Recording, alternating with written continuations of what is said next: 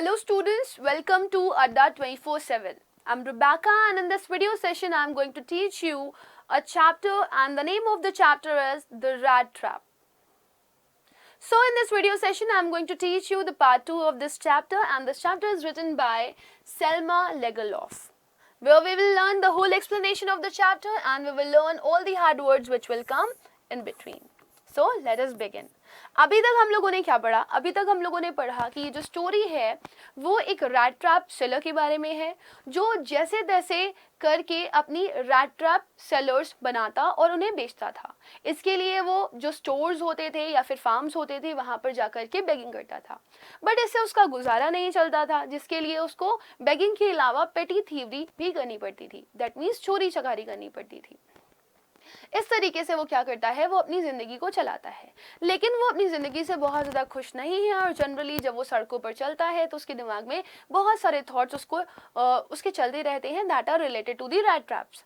But एक दिन उसके दिमाग में एक थॉट आता है जिसको सोच करके वो बहुत ही ज़्यादा खुश हो जाता है and that was related to the volt trap.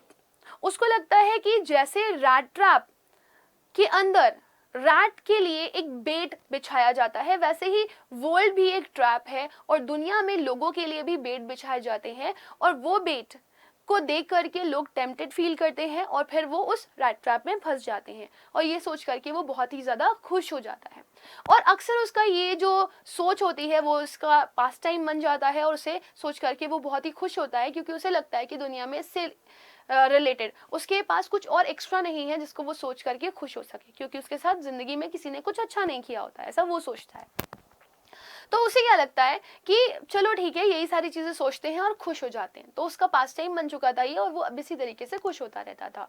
फिर क्या होता है, एक दिन वो ऐसे ही रास्ते में सोचते हुए जा रहा होता है तो उसे एक कॉटेज दिखाई देता है और वो उस कॉटेज के अंदर जा करके नॉक करता है। जब वो कॉटेज के दरवाजे पे नॉक करता है तो सामने से एक पर्सन मिलता है जो उसे वेलकम करता है, उसके साथ ये मिल करके बैठ करके पूरी नाइट स्पेंड करता है और जब इसकी नाइट स्पेंड हो जाती है तो अगले दिन वो इस घर से निकलने के लिए तैयार होता है। लेकिन रात में काफ़ी सारे सीक्रेट्स जो उस ओल्ड मैन ने इसके साथ डिस्कस करे थे वो सारे सीक्रेट्स इसको आज भी पता है और ये क्या करने वाला है वो हमें आज के इस पार्ट में पता चलेगा।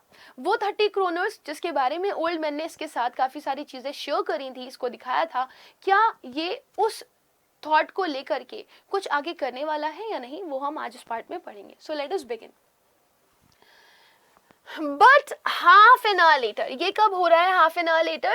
जब ये लोग अपने अपने रास्ते निकल गए हैं, अपने अपने रास्ते निकल गए, यानी कि ओल्ड मैन क्रोफ्टर अपने रास्ते और रैट ट्रैप सेलर अपने रास्ते। लेकिन आधा घंटे बाद क्या होता है, the rat trap peddler stood again before the door.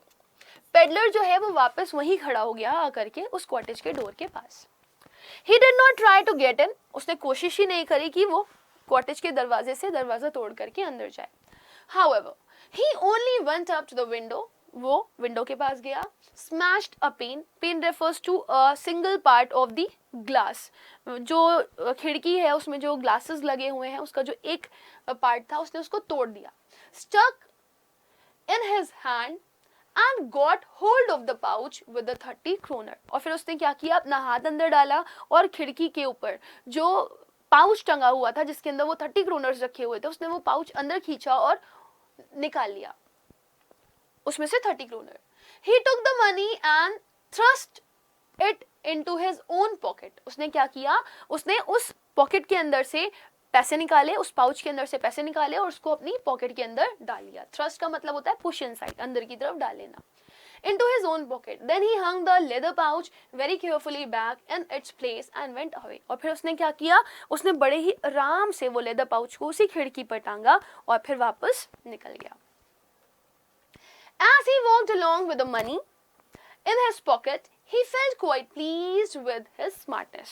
और उसको लग रहा था, ओ वाओ, मैं कितना स्मार्ट हूँ, मेरा दिमाग कितना चलता है, मैंने कितने मज़ेदार तरीके से रैट ट्रैप सेलर होते हुए भी उसके पैसे बहुत ही आसानी से निकाल लिए। तो वो क्रोफ्टर के पैसे चुरा करके अपने आप को बहुत स्मार्ट समझ रहा था। He realized, of course, that at first he dare not continue on the public highway, but must turn off the road into the woods. तो उसको ये रियलाइज होता है कि कहीं ऐसा ना हो कि जो क्रोफ्टर है उसने किसी पुलिस को खबर दे दी होगी उसके घर में चोरी हुई है। सो उसने दिमाग चलाया और उसने हिम्मत नहीं करी कि वो पब्लिक हाईवे लेकर के अपने घर की तरफ जाए या अपने रास्ते जाए। उसने क्या किया, पब्लिक हाईवे ना लेकर के वो दूसरी रोड की तरफ मुड़ गया, और वो दूसरी रोड किधर जाती थी, वुड्स की तरफ। वुड रेफर्स टू फॉरेस्ट यानी कि जंगल, तो वो जंगल की तरफ मुड़ गया। During the first hours this caused him no difficulty, तो पहले के एक आध घंटे तो उसे किसी भी तरह की कोई भी परेशानी नहीं हुई। Later in the day it became worse, लेकिन जैसे जैसे दिन गुजर रहा था वैसे वैसे चीजें खराब हो रही थी। For it was a big and confusing forest which he had gotten into, क्योंकि जैसे जैसे वो अंदर जाने लगा उसे लगा कि ये जंगल तो बहुत बड़ा है और ये जंगल बहुत ही कंफ्यूजिंग है। यानी कि वो जब जंगल के रास्ते आगे बढ़ रहा था तो वो घूम फिर करके उसे लग रहा था कि वो उसी जगह पर वापस आ जा रहा है और वो उसी के ही गोल गोल चक्कर काट रहा था। तो उसको वो फॉरेस्ट बहुत ही बड़ा और बहुत ही कंफ्यूजिंग लग रहा था, जिसको सोच करके उसको बहुत ही अजीब लग रहा था। He tried to be sure to walk in a definite direction, but the path twisted back and forth so strangely. Back and fourth का मतलब है आगे और पीछे। सपोज अगर आप जंगल में जा रहे हो तो आप घूम फिर करके क्या कर रहे हो, उसी जगह पर आ गए हो जहां पर आप पहले चलना स्टार्ट करे थे। तो उसने कोशिश यही करी, उसने इस चीज की श्योरिटी रखी कि वो एक डेफिनेट डायरेक्शन में मूव करे, मतलब वो इधर उधर ना जाए बल्कि एक सीधी जगह पर जाए। लेकिन उसके साथ क्या हुआ, वो घूम फिर करके उसी जगह पर आ गया जहां पर वो पहले चला था, जो उसके लिए बहुत स्ट्रेंज था। He walked and walked without coming to the end of the woods, and finally he realized that he had only been walking around in the same part of the forest. अब उसने क्या किया, उसने walk करना शुरू कर दिया। Walk करता रहा करता रहा करता रहा करता रहा, लेकिन उसे कहीं पे भी जंगल का एंड नहीं मिल रहा था। और फिर उसे ये रियलाइज होता है कि अरे वो तो बार बार उसी जंगल के पार्ट पे घूम रहा है जहाँ से वो शुरू किया था। मतलब वो एक ही पार्ट पर बार बार घूम रहा था और उसे कहीं पे भी उस जगह का एंड नहीं मिल रहा था। All at once he recalled his thoughts about the world and the rat trap.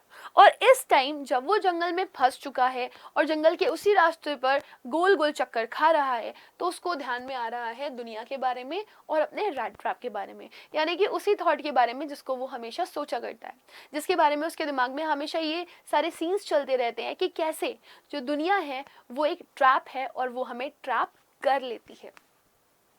उसे ऐसा लग रहा था कि मानो इस जंगल से बाहर निकलने का रास्ता उसको नहीं मिल रहा है और वो भी शायद उसी वर्ल्डली ट्रैप में फंस गया है। Now his own turn had come. लो, मेरा समय आ गया, अब मैं भी इस दुनिया के ट्रैप में फंस गया। He had let himself be fooled by a bait and had been caught. उसने खुद को बेवकूफ बना लिया एक चारे को देख करके, और उसके लिए वो चारा क्या था, वो 30 क्रोनर्स। जिस 30 क्रोनर को देख करके वो बहुत ही ज़्यादा अट्रैक्ट हो चुका था, जिसको उसने चुराया और उसने जो हाईवे वाला पाथ था वो ना लिया और वो हाईवे वाला पाथ ना ले करके कहाँ आ गया, जंगल में, और अब वो इस जंगल में आकर के फंस गया है।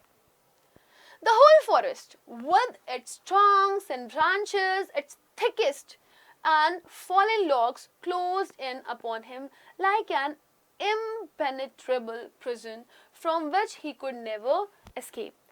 Impenetrable prison का मतलब क्या है? Impenetrable का prison ये है कि एक ऐसी prison, एक ऐसी जगह जहाँ से आप बाहर नहीं निकल सकते, राइट? तो अब उसे यहाँ पर कुछ चीज़ें रियलाइज हो रही हैं, कुछ चीज़ें महसूस हो रही हैं। उसे क्या लग रहा है, ये जो इतना बड़ा सा जंगल है जिसमें बहुत सारे तने हैं, बहुत सारी ब्रांचेस हैं और वो सारी की सारी डेंस हैं, यानी कि बहुत गहरी हैं, और कुछ ऐसे भी पेड़ हैं जो गिर चुके हैं, जिनके पेड़ की पत्तियां सूख चुकी हैं और वो सिर्फ लॉग्स हैं। नाउ अब वो क्या हो चुका है, अब वो इस जंगल के प्रिजन में फंस चुका है और शायद अब वो यहाँ से कभी भी निकल नहीं पाएगा। एस्केप का मतलब होता है बच करके बाहर निकल जाना। सो उसे ऐसा लग रहा था he would never be able to come out of it, okay, because he himself in a trap. It was late in December, दिसंबर का समय था, काफ़ी लेट हो चुका था। अब आप भी जानते हो दिसंबर का टाइम जो होता है वो विंटर्स का टाइम होता है और विंटर्स के टाइम पर अंधेरा बहुत जल्दी हो जाता है। डार्कनेस वॉज ऑलरेडी डेसेंडिंग, डेसेंडिंग का मतलब है धीरे धीरे जो डार्कनेस थी वो बढ़ती जा रही थी। मतलब ऑलमोस्ट शाम से पहले ही अंधेरा हो गया था. Over the forest. This increased the danger and increased also his gloom. Gloom का मतलब है sadness, lowness of spirit. यानी कि जब आपको लगता है कि आप कहीं ना कहीं कमज़ोर पड़ रहे हो, आप दुखी हो रहे हो, आपको कोई सोल्यूशन नहीं मिल रहा, तो आप सैड हो जाते हो. तो जैसे जैसे शाम बढ़ रही थी, अंधेरा बढ़ रहा था, वैसे वैसे इसका जो खतरा था, इसको जो डर था, डेंजर था, वो भी बढ़ रहा था. और इसकी जो दुखी था, ये इसका जो चेहरे पे दुख था, वो भी धीरे धीरे बढ़ रहा था. एंड डिस्पेयर, और इसको डिसअपॉइंटमेंट भी हो रहा था, ये डिससेटिस्फाइड भी हो रहा था. Finally he saw no way out. At last उसे कोई भी रास्ता नहीं मिला, बहुत ढूंढने के बावजूद भी. कौन सा रास्ता नहीं मिला? ये जंगल में फंस चुका है, तो उसे बाहर निकलने का रास्ता नहीं दिख रहा. And he sank down. Sank down का मतलब है फॉल डाउन इन एग्जॉशन. बेचारा एग्जॉस्ट हो गया, बहुत ही थक गया, क्योंकि इसने कुछ खाया पिया नहीं था सुबह से और ये भूखा था, तो ये थकान की वजह से गिर गया जमीन के ऊपर. Tired to death. इसे ऐसा लग रहा था कि अब ये बेहोश हो जाएगा और अब ये सर्वाइव नहीं कर पाएगा. Thinking that his last moment had come. अब उसे लग रहा था क्योंकि वो इस फॉरेस्ट, इस जंगल में फंस चुका है, तो उसका आखिरी वक्त आ चुका है और वो इस जंगल में पड़े पड़े यूं ही मर जाएगा. सो उसे ऐसा लग रहा था, now my death is near. मैं इस वर्ल्डली ट्रैप में फंस चुका हूँ और अब मैं कभी से बाहर नहीं निकल सकता और मेरी मौत तो यहीं पर निश्चित है. फिर क्या होता है? But just as he laid his head on the ground, लेकिन जैसे ही वो गिरता है और गिर करके अपना सर जमीन पर रखता है, he heard sound, a hard regular thumping. thumping का मतलब क्या होता है? एक हैवी सी साउंड आ रही होती है उसको, राइट? धम धम धम ऐसी आवाज आ रही होती है. तो इसका सर जैसे ही जमीन पर जाता है, इसे एक आवाज सुनाई देती है धम थम थम की, right? There was no doubt as to what that was. इसमें कोई शक नहीं था कि वो क्या था. He raised himself. उसने जैसे तैसे अपने आप को खड़ा किया. Those are the hammer strokes. साफ साफ पता चल रहा था वो जो थम्पिंग की आवाज है वो कुछ और नहीं बल्कि क्या है, वो हैमर की आवाज है, कोई हथौड़े मार रहा है. From an iron mill. और ये आवाज कहाँ से आ रही थी? ये आवाज आ रही थी आयरन मिल से. He thought. उसने सोचा. There must be people nearby. आसपास जरूर लोग होंगे अगर आयरन मिल है और हथौड़े मारने की आवाज आ रही है तो. He summoned. Summon का मतलब क्या है? उसने गैदर करना शुरू किया all his strength. तो उसने जैसे, क्योंकि वो बेहोश होकर के गिर गया था जमीन पर, तो उसने जैसे तैसे अपनी हिम्मत जुटाई, अपनी ताकत को इकट्ठा किया, उठा एंड staggered. Staggered का मतलब होता है लड़खड़ाते हुए जाना. In a, या मैं ऐसे लिख देती हूँ, walking in an absurd manner. लड़खड़ाते हुए वो क्या हुआ? आगे बढ़ा. In the direction of the sound, यानी कि जिधर से आवाज आ रही थी वो उधर जैसे तैसे करके उठ करके लड़खड़ाता हुआ चलता हुआ चला गया. The Ramsjo iron works. ये आयरन मिल एक रामसो आयरन वर्क थी, which are now closed down, were not so long ago a large plant with smelter, rolling mill and forge. Now what is this? Listen.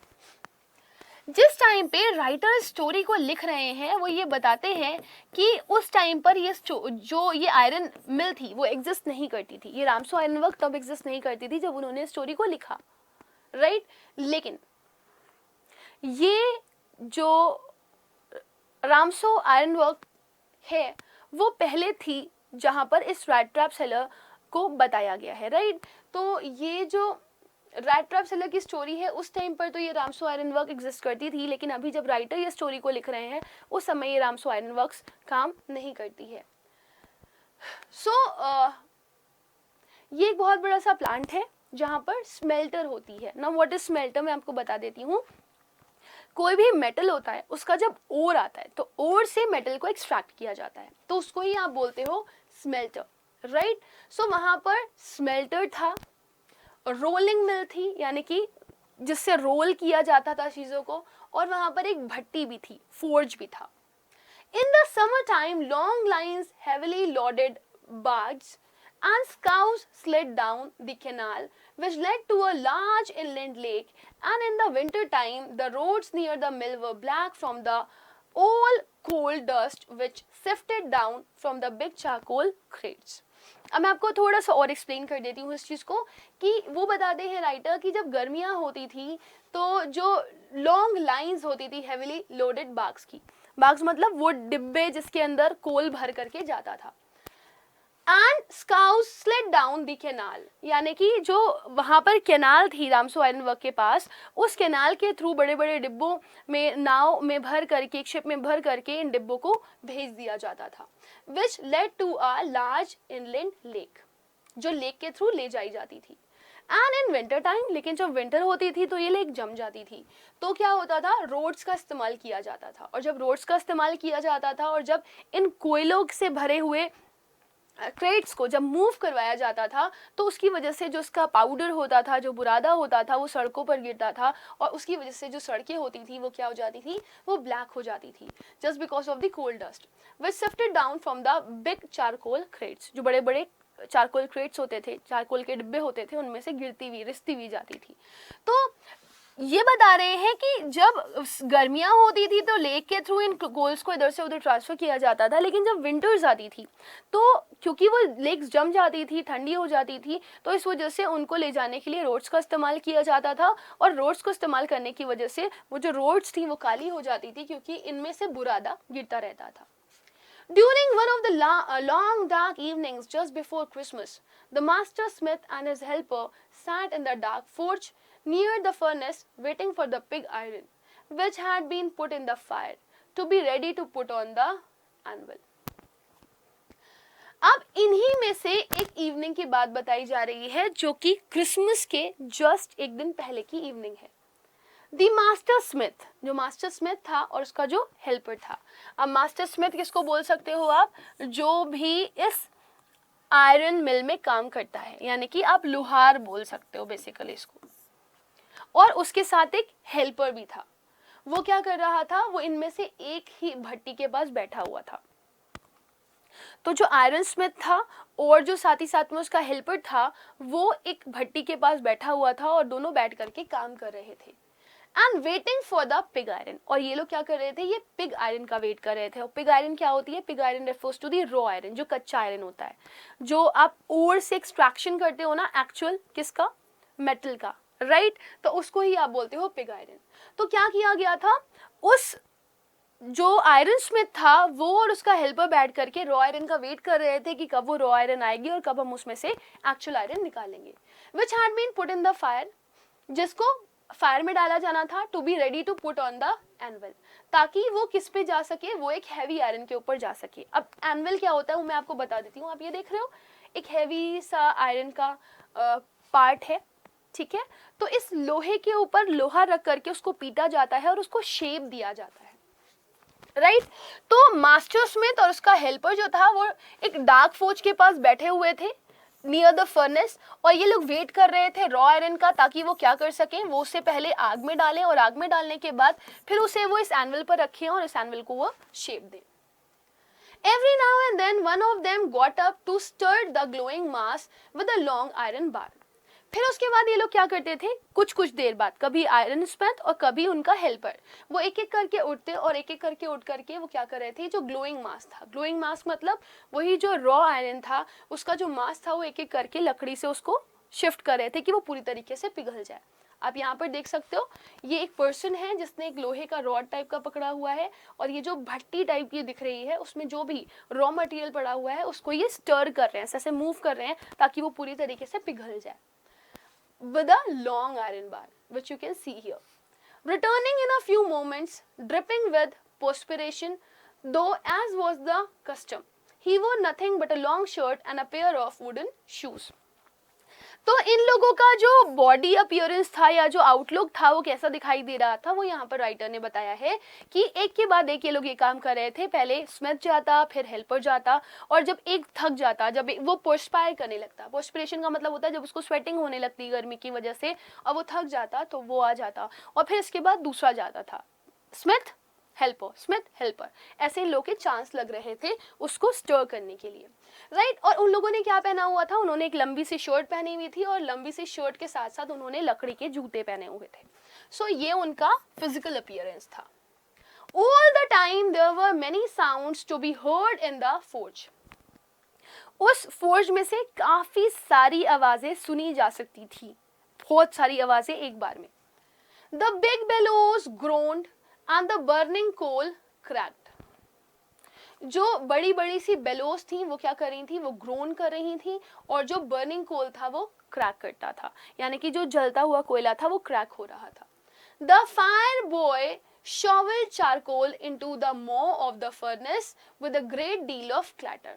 और ये जो fire boy था वो क्या कर रहा था, वो चारकोल को शॉवल कर रहा था, मतलब एक जो मिट्टी उठाने के लिए आपको एक शॉवल बोला जाता है ना, कुदाल जिसे आप बोलते हो, उससे मिट्टी निकाली जाती है, वैसे ही वो एक शॉवल की मदद से क्या कर रहा था, कोयले को बार बार अंदर डाल रहा था ताकि जो आग है वो बढ़ती रहे. और जैसे जैसे कोयला अंदर जाता फर्नेस के अंदर, तो उसमें से क्लैटर की, चिटकने की आवाज आती थी उस कोयले की, क्योंकि आपने कभी भी नोटिस किया होगा जब कोयला आग में जाता है तो वो चिटकता है. Outside roared the waterfalls and a sharp north wind whipped the rain against the brick tiled roof.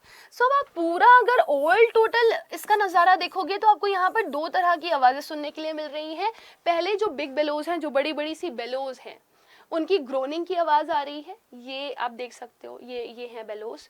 अब आपको लगेगा ये क्या है, तो ये एक पंखा टाइप का होता है जिससे आग को बढ़ाया जाता है. ठीक है, तो जब आप इसको ऐसे बंद कर दोगे तो इसमें से एक हवा निकलेगी जो आग को ऑक्सीजन देती है और वो आग बढ़ती है, एक्सटिंग्विश नहीं करती और बढ़ जाती है. राइट, तो ये जो बड़ी बड़ी सी बेलोस थी वो ग्रोन कर रही थी, बर्निंग गोल्स के चिटकने की आवाज आ रही थी, इनकी भी आवाज आ रही थी, और साथ साथ में बाहर जो बारिश हो रही थी, जो वाटरफॉल गिर रहा था उसकी भी आवाज आ रही थी, क्योंकि जो वाटरफॉल हो रही थी, a sharp north wind whipped the rain against the brick tiled roof. यानी कि उस जो मिल थी, उसकी जो वॉल थी, उसके ऊपर ये जो वाटरफॉल था, जो पानी गिर रहा था, जो बारिश हो रही थी, वो जब टकराती थी तो उसकी भी आवाज़ सुनाई देती थी. तो एक साथ इतनी सारी आवाज़ें उसको सुनने के लिए मिल रही थी उस आयरन मिल्स में, जो कि बहुत ही कंफ्यूजिंग थी. It was probably on account of this noise that the blacksmith did not notice that a man had opened the gate and entered the forge. अब ये सारी इतनी सारी आवाज़ों का जो कॉम्बिनेशन था वो यहाँ पर राइटर के सुनाने का क्या मतलब था? इसको सुनाने का सिर्फ सिंपल सा मतलब था कि यही वजह थी जिसकी वजह से जो रैट ट्रैप सेलर का अंदर आना था वो कोई भी नोटिस नहीं कर पाया. एक्चुअली जो ब्लैकस्मिथ था उसने ये नोटिस ही नहीं किया कि कब रैट ट्रैप सेलर ने दरवाजा खोला और कब वो उस मिल के अंदर एंटर कर गया. Until he stood close up to the furnace. और तब तक वो किसी को दिखाई नहीं दिया जब तक वो फर्नेस के बहुत पास नहीं आ गया. Surely it was nothing unusual for poor vagabonds without any better shelter for the night to be attracted to the forge by the glow of light which escaped through the sooty panes and to come into the warm themselves in front of the fire. Winter का समय था, ठंडी तो थी ही, तो ये बहुत unusual नहीं था, मतलब इसमें ऐसा कुछ भी नहीं था कि वो कुछ डिफरेंट था. वैसे लोग वहाँ पर आते नहीं थे. ऐसे बहुत सारे राहगीर थे जो पनाह पाने के लिए इस ठंड के टाइम पर उस भट्टी में एंटर कर जाते थे, उस आयरन मिल में एंटर कर जाते थे. तो it was usual, it was nothing unusual. Right, so it was written over here that surely it was nothing unusual for poor vagabond. जो गरीब लोग थे, जो गरीब आवारा लोग हैं, जो बंजारे हैं, जो इधर उधर मूव करते रहते हैं, जो होमलेस वॉन्डरर हैं, उनके लिए इससे बेहतर जगह तो कुछ हो ही नहीं सकती थी एक रात बिताने के लिए. और ये क्या होता था, क्योंकि ठंड का टाइम था तो ये इस फर्नेस को देख करके इसकी तरफ अट्रैक्ट होते थे, क्योंकि वहाँ पर बहुत सारी लाइट थी, बहुत सारी रोशनी थी, और ये उनके लिए बहुत ही अच्छी जगह थी जहाँ पर ये पूरी रात गुजार सकते थे. सूटी पेन्स का क्या मतलब है? एक्चुअली जो ये फर्नेस है वो काली पड़ चुकी है. जो आग वहाँ पर जलाई जाती है, जो फर्नेसेस वहाँ पर जल रही हैं, उनके धुएं से हर कुछ काला पड़ चुका है. That's why it is written over here is sooty pains and to come in to warm themselves in from the fire. तो ठंड में जो भी होमलेस वॉन्डरर्स थे उनके लिए इससे बेटर कोई भी जगह नहीं थी कि वो यहाँ पर आते और आकर के एक रात बिताते और फिर दूसरे दिन सुबह चले जाते, क्योंकि हर कोई वॉन्डरर जो उधर से गुजरता था, जो गरीब होता था, जिसके पास कोई आसरा नहीं होता था सर छुपाने के लिए, वो यही काम करता था अगर वो आसपास से गुजर रहा होता था तो. The blacksmith glanced only casually and indifferently at the intruder. Intruder का मतलब क्या है? Once who enters without permission. एक ऐसा पर्सन जो आपकी बिना परमिशन के आपकी जगह पर एंटर कर गया हो. राइट, तो जो ब्लैकस्मिथ था एक बार उसने उसको देखा बहुत ही कैजुअल नोट पे. And indifferently at the intruder, he looked the way people of his type usually did. वो वैसा ही दिखाई दे रहा था जैसे अक्सर होमलेस वॉन्डरर्स दिखाई देते थे जो एक रात के लिए वहां पनाह लेने के लिए आ जाते थे. With a long beard, dirty, ragged, and with a bunch of rat traps dangling on his chest. तो उसका कुछ हालत इस तरह का दिखाई दे रहा था कि उसकी एक बड़ी सी दाढ़ी थी, उसने गंदे और फटे चिथड़े कपड़े पहने हुए थे और साथ ही साथ उसके गले में खूब सारे रैट ट्रैप्स टंगे हुए थे. That were dangling, जो लटक रहे थे उसके चेस्ट तक, मतलब उसने यहाँ से टांगे होंगे और उसके चेस्ट तक वो आ रहे होंगे. He asked permission to stay. उसने कहा क्या मैं एक दिन के लिए यहाँ पर रुक सकता हूँ? And the master blacksmith nodded a haughty consent without honoring him with a single word. तो जो ब्लैकस्मिथ था उसने कहा, उसने सर हिला करके बोल दिया ठीक है.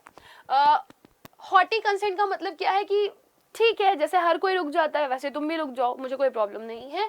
Without honouring him with a single word, उसने उसको कुछ बोला नहीं, मतलब कोई वर्ड्स का इस्तेमाल नहीं किया. उसने अपनी गर्दन हिला करके ये बोल दिया ठीक है, जब सब रुक जाते हैं तो तुम भी रुक जाओ, कोई बड़ी बात नहीं है, कोई बड़ी प्रॉब्लम नहीं है. The tramp did not say anything. Tramp means here tramp refers to the rat trap seller. कुछ नहीं कहा उसने इधर, यानी कि ना ही उस ब्लैकस्मिथ ने कुछ कहा और ना ही रैट ट्रैप सेलर ने कुछ कहा. He had not come there to talk but only to warm himself and sleep. वो यहाँ पर वैसे भी किसी से बात करने के लिए नहीं आया था, वो सिर्फ यहाँ पर इसलिए आया था क्योंकि उसे एक रात के लिए रुकना है, सोना है. In those days, the Ramso iron mill was owned by a very prominent iron master. ऐसा बताया जाता है कि उस समय जो ये आयरन मिल थी उसको एक बहुत ही वेल नोन पर्सनालिटी ओन करते थे और वो एक आयरन मास्टर थे. Whose greatest ambition was to ship out good iron to the market. जिनका ये सपना हुआ करता था कि वो सबसे अच्छा जो गुड्स हैं वो ट्रांसफर करे मार्केट में, यानी कि सबसे अच्छा जो आयरन है वो ट्रांसफर करे मार्केट में. He watched both night and day to see that the work was done as well as possible. और वो क्या करता था, वो नोटिस करता था हर रात हर दिन कि किस तरीके से वहां पर काम किया जा रहा है. As well as possible, and at this very moment he came into the forge on one of his 90 rounds of inspection. तो यहाँ पे बताया जा रहा है कि जो उस मिल का आयरन मास्टर था, क्योंकि वो बहुत ही ज़्यादा कॉन्शियस था अपने आयरन को लेकर के, वो चाहता था कि जो आयरन का सप्लाई है मार्केट में वो बेस्ट ऑफ बेस्ट हो, तो वो हमेशा इन लोगों के ऊपर निगाह रखता था कि ये लोग किस तरह से काम कर रहे हैं. राइट तो अक्सर वो यहाँ पर इंस्पेक्शन के लिए आ जाता था, चेक करने के लिए आ जाता था कि काम किस तरीके से हो रहा है. सो ऐसा ही यहाँ पर भी हुआ. Naturally, the first thing he saw was the tall ragamuffin who had eased his way so close to the furnace that steam rose from his wet rags. तो यहाँ पर उसने एंट्री ली, आयरन मास्टर ने एंट्री ली. तो उसने क्या notice किया, उसने नोटिस किया कि एक बहुत बड़ा सा रैगमफिन पड़ा हुआ है. मतलब उससे ऐसा लगा कि शायद कोई बोरी वोरी में भर के किसी ने कुछ डाल दिया है. अब ऐसा क्यों था, क्योंकि ये जो रैट ट्रैप सेलर था वो अपने आप को पूरा कवर करके सो रहा था. Who had eased his way so close to the furnace that steam rose from his wet rags, right? तो उसको लगा कि एक बड़ा सा रैगम मफिन टाइप का कुछ चीज़ उसको दिखाई दे रहा है जो अपने आप को भट्टी के पास रखे हुए है और अपने आप को थोड़ा सा कोजी करने की कोशिश कर रहा है. और उसने जो रैग्स ओढ़े हुए थे उसमें से, क्योंकि गर्मी ज़्यादा थी, हीट थी आसपास, तो उसमें से धुआं निकल रहा था, स्टीम निकल रहा था. तो उसको लगा हो सकता है ये अपने आप को कंफर्ट करने के लिए यहाँ पर बैठा हुआ हो. The iron master did not follow the example of the blacksmith, who had hardly deigned to look at the stranger. लेकिन यहाँ पर आयरन मास्टर ने बिल्कुल भी ऐसा नहीं किया जैसा कि आयरन मिथ ने किया था, यानी कि ब्लैक स्मिथ ने किया था. उसने ऐसा नहीं किया कि उसने स्ट्रेंजर से कुछ सवाल नहीं किया. वो स्ट्रेंजर के पास गया, उसने स्ट्रेंजर से थोड़े फ्रेंडली नोट पर बात करी. He walked close up to him, वो उसके पास गया, looked him over very carefully, उसको ध्यान से देखा, then tore off his slouch hat to get a better view of his face. अब जो आयरन मास्टर था उसने क्या किया, वो जब पास में गया, किसके पास में गया, रैट ट्रैप सेलर के. वो रैट ट्रैप सेलर जो नीचे लेटा हुआ था, उसने अपनी कैप को अपने मुंह पर रखा हुआ था, ऐसे करके आधा फेस कवर किया हुआ था. तो उस कैप को हटाया ताकि वो उसको देख सके कि आखिर ये यहाँ पर लेटा कौन है. But of course it is you, Niels Olaf. तो जब वो उसकी कैप को हटाता है तो वो कहता है, ओह ये तुम हो Niels Olaf? He said, how do you look? कैसे दिखाई दे रहे हो तुम? The man with the rat trap had never before seen the Iron Master. जो रैट ट्रैप सेलर था उसने आज से पहले कभी भी आयरन मास्टर को नहीं देखा था. At Ramso, and did not even know what his name was. और वो तो ये भी नहीं जानता था कि इसका नाम क्या है. But it occurred to him that if the fine gentleman thought he was an old acquaintance, he might perhaps throw him a couple of kroner. तो जो रैट ट्रैप सेलर था उसने कभी भी इस आयरन मास्टर को नहीं देखा था, उसे तो पता भी नहीं था ये कौन है, वो तो पहली बार इस चेहरे को देख रहा था. लेकिन उसके साथ क्या हुआ? It occurred to him that if the fine gentleman thought he was an old acquaintance, अगर उसको ये लग रहा है कि मैं उसकी पुरानी जान पहचान वाला हूँ, एक्वेंटेंस मतलब one who is known to you, जिसको आप जानते हो अच्छे से, तो रैट ट्रैप सेलर के दिमाग में ये आ रहा था कि ये जो जेंटलमैन है शायद मुझे ये जानता है, इसके किसी जान पहचान वाले से मेरी शक्ल मिल रही है, तो ऐसा हो सकता है कि अगर मैं इसकी बातों को फेवर करूं तो ये मुझे कुछ पैसे दे दे, कुछ और क्रोनर्स, क्योंकि लालच तो उसके मन में भरा ही हुआ था.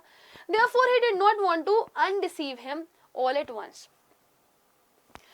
Yes, God knows things have gone downhill with me, he said. लेकिन फिर उसके अंदर एक दिमाग में आता है कि नहीं नहीं नहीं नहीं, मैं इस पर्सन को चीट नहीं कर सकता, क्योंकि पता नहीं भगवान ने कैसे मुझे ये मौका दिया है कि अब मैं थोड़ा सा नॉर्मल होकर के रह पा रहा हूँ, क्योंकि अभी अभी मैं एक रैट ट्रैप से, एक वर्ल्डली ट्रैप से निकल करके आया हूँ और मैं अब दोबारा वहाँ पर नहीं जाना चाहता.